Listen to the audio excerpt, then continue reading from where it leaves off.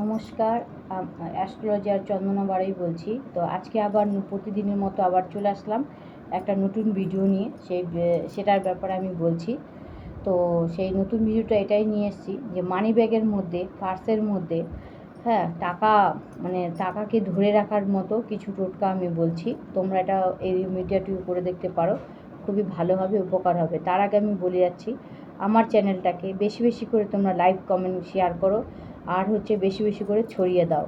আর দ্বিতীয়ত আমার একটা ইউটিউব চ্যানেল আছে, সেখানেও তোমরা ভিডিওগুলো পেয়ে যাবে, সেখান থেকেও তোমরা দেখতে পাবে, এবং সেখান থেকেও তোমরা একটু সাবস্ক্রাইব করে দিও বেশি বেশি করে, ঠিক আছে?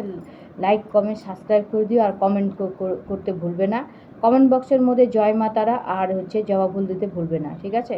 তো টোটকাটা হলো এটা, যে একটা লাল কাপড় নেবে, শুক্রবার দিন করে একটা লাল কাপড় নেবে। সেই কাপড়ের মধ্যে টুকরো দারচিনি দেবে, দুই টুকরো দারচিনি, দুটো এলাচ, আর দুটো লবঙ্গ।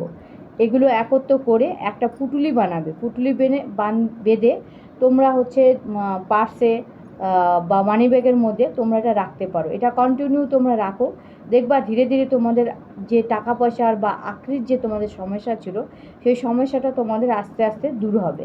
আমি বলছি না এটা যে একদিনে দূর হবে, একদিনে কখনোই দূর হবে না, এটা পসিবল নয়। ধীরে ধীরে আস্তে আস্তে সেটা কেটে যাবে, ঠিক আছে? তাহলে আমি এখন রাখি, আবার দেখা হবে কালকে ঠিক এই সময়ের মধ্যে নতুন ভিডিও নিয়ে আসবো।